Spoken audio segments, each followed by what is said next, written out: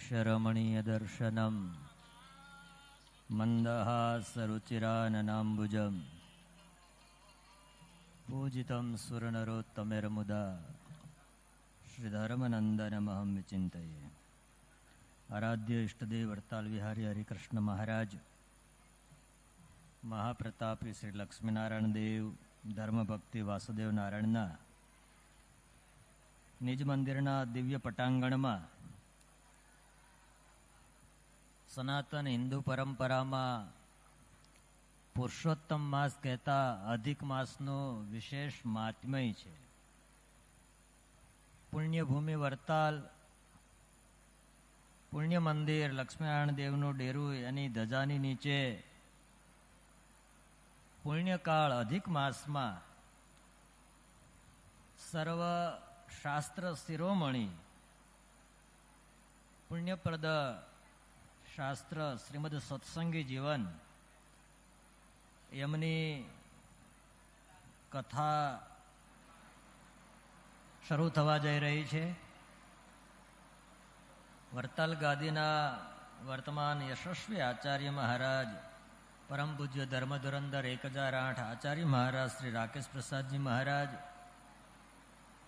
अपना वरताल मंदिरना मुख्य कोठारी स्वामी देवप्रकाशदास जी स्वामी गोंडलिया परिवार ने सदैव सत्संगનું पोषण आपता संप्रदायना मूर्धन्य सद्गुरु परम पूज्य सद्गुरु श्री नित्य स्वरूपदासजी स्वामी वगैरे सौ वडील संतोना आशीर्वाद साथे આજે તાપમાં ટાઢક આપવાની છે સમય। મને આશ્ચર્ય એ વાતનું છે કે આટલા તાપમાં પણ યજમાન પરિવારના મોઢા ઉપર કોઈને થાક નથી દેખાતો। અને ખાસ કરીને હિંમત બાપા આયા છે, ક્યાં બેઠા છે?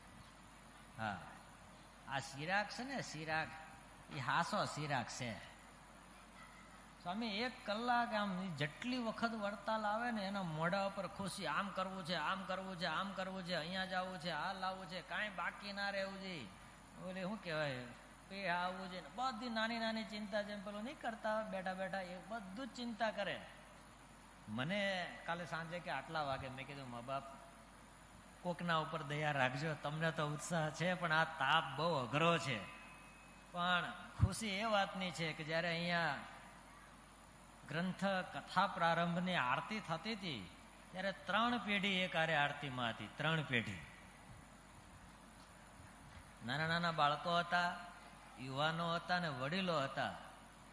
જ્યાં સુધી શ્રીજી મહારાજના આ દિવ્ય સત્સંગમાં પેઢી દર પેઢી સત્સંગનો દિવ્ય વારસો આ રીતે વણાતો રહેશે ત્યાં સુધી આ મંદિરોની ધજાઓ દિગંતમાં આપણા આત્મકલ્યાણની સાક્ષી પૂરતી રહેશે।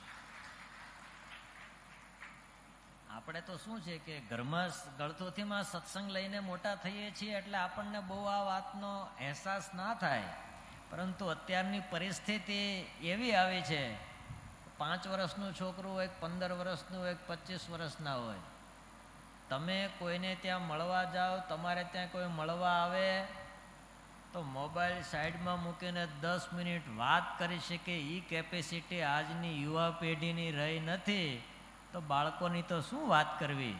ખુશી એટલે થાય છે અહીંયા 3 પેઢી ભેગી થઈને ભગવાનની આગળ નાચતી હોય, 3 પેઢી ભેગી થઈને ગ્રંથનું પૂજન કરતી હોય, 3 પેઢી ભેગી થઈને ગ્રંથની આરતી કરતી હોય ત્યારે આપણને કહેવાનું મન થાય કે સનાતન પરંપરાની સુરક્ષાનું સૌભાગ્ય ભગવાન સ્વામિનારાયણે સત્સંગીઓના શિરે લખ્યું છે।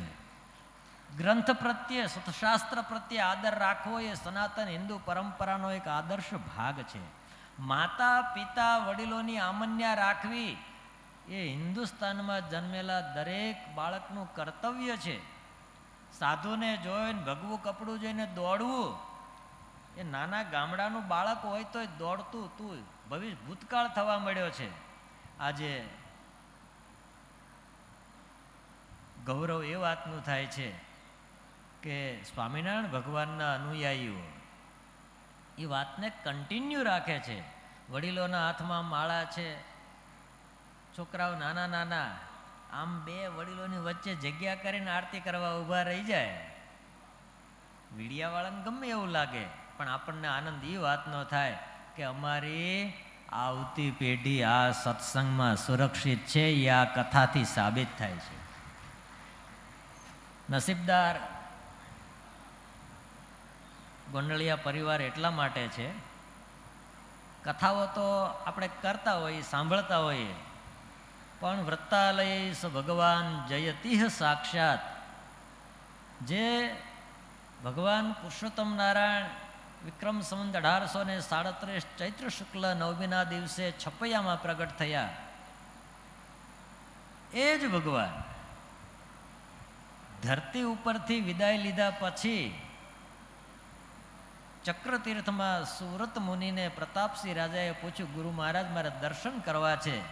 ત્યારે શતાનંદ સ્વામીની કલમે એવું લખાયું, સ ભગવાન, જે ભગવાન અક્ષરધામમાં બેઠા છે, જે ભગવાન ધર્મ ભક્તિને ઘેર મનુષ્યાકૃતિએ પ્રગટ થયા હતા, એ જ ભગવાન સ ભગવાન વૃત્તાલયે જયતિહ સાક્ષાત, એ વડતાલમાં સાક્ષાત હરિકૃષ્ણ મહારાજ રૂપે બિરાજમાન છે. એના પગમાં બેહીને કથા સાંભળવાની છે. લાખો અનુયાયીઓને એક વચન આપ્યું હતું, પૌર્ણમાસ્યામ પૌર્ણમાસ્યામ એ જ ગ્રામાંતરાદપી, પ્રતિ પૂર્ણિમાએ આવીને મહાપ્રતાપી લક્ષ્મીનારાયણ દેવના દર્શન કરશે, એના સકલ મનોરથ સિદ્ધ થશે. આવું શતાનંદ સ્વામીની કલમે જે લખાયું છે, એ લક્ષ્મીનારાયણ દેવ એની ધજા નીચે બેસીને કથા કરાવવાનો અવસર મળે ને, એ ગોંડલિયા પરિવારનો સૌથી મોટો સૌભાગ્ય કહેવાય. તમે કદાચ 5-15, સમજો, હું તમને એટલા માટે કહું છું, તમે જીવનમાં 2, 5, 10 કથા કરાવો, કેટલી કરાવો? કેટલામી કથા હશે આ? તો હવે પેલા નાના નાના કહી ગયા, 5-10 કથા તો કરજો ભાઈ. પણ આ નસીબ એટલા માટે કહેવાય કે પૂર્ણ સ્વામીએ લગભગ 100 કથા તો કરી જ હશે, પણ વડતાલ લક્ષ્મીનારાયણ દેવની ધજા નીચે આ એની પહેલી કથા છે. કેમ? તો કે ભાઈ એ બોલાવે ત્યારે અવાય, કથા એની કરવાની છે, અહીંયા સાક્ષાત બેઠા છે, તો એનો આદેશ આવે ત્યારે એના ચરણારવિંદમાં બેસી અને ભગવાનની કથા ગાવાનો અને કથા શ્રવણ કરવાનો અવસર મળતો હોય છે. આપણે સત્સંગી જીવનના માધ્યમે સદગુરુ મુક્તાનંદ સ્વામીકૃત સત્સંગી જીવનના મહાત્મા અને શતાનંદ સ્વામીકૃત સત્સંગી જીવનની કથાનું શ્રવણ કરવું છે.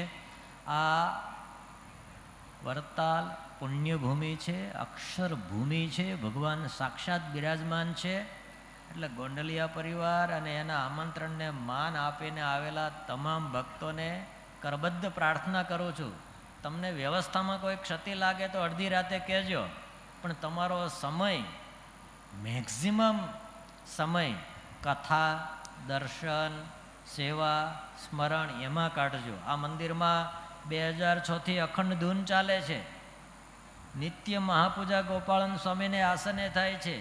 અત્યારે અધિક મહિનો ચાલે છે, તો અક્ષર ભુવન પાછળ અધિક માસનો યજ્ઞ થાય છે. નિયમિત આખા વર્ષ દરમિયાન આવતા ઉત્સવો, એ ઉત્સવો નિજ મંદિરમાં ઉજવાય છે. ચેષ્ટા થાય છે, ચેષ્ટા પછી પ્રકરણ થાય છે. હમણાં સંતો ધામમાં ગયા, એની ધૂન. એટલે આખો દિવસ તમારે મેક્ઝિમમ પેલું ફ્રી સેલ હોય ને, ત્યારે જેટલું મળે એટલું લઈ લેવાનું હોય. એમ આ સમય એવો છે. એક પૂર્ણ સ્વરૂપ સ્વામી છે ને, એક તો દેશી ઢબ, તળપદી ભાષા, અને આમ એનો આમ રણકારો સાંભળો ને તો મળદા બેઠા થઈ જાય એવી ઉત્સાહભરી વાણી. તો કથાનોય લાભ લેવો, આરતીનોય લાભ લેવો, ધૂનનોય લાભ લેવો, યજ્ઞનો લાભ લેવો, ગોમતીનો લાભ લેવો, જ્ઞાન, જ્યાં જેટલો લાભ મળે એટલો લાભ લઈ લેવાનો. પછી ખબર નહીં 7 દાડા વડતાલમાં એક સાથે રહેવાનું ક્યારે મળે. ભગવાને આપણા ઉપર કૃપા કરી છે અને આપણે એના માટે જ આવ્યા છીએ, તો વધુ ને વધુ એનો લાભ લઈએ. આપણને આચાર્ય મહારાજના, પૂજ્ય નિત્ય સ્વરૂપ સ્વામીની ઘર સભાના, મંદિરના વડીલ સંતોના આશીર્વાદનો લાભ મળશે.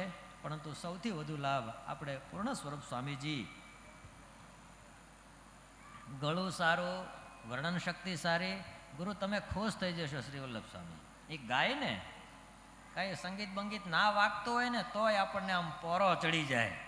એટલે ગાવું બોલવું સહજ ભાવે ભગવાનના ચરિત્રોનું વર્ણન થતું હોય ત્યારે આપણા હૃદયમાં ભગવાનનું ચિત્ર ખડું થઈ જાય એવું અદ્ભુત વ્યક્તિત્વ વ્યાસપીઠે બિરાજમાન થઈ આપણને આ કથાનું રસપાન કરાવે છે.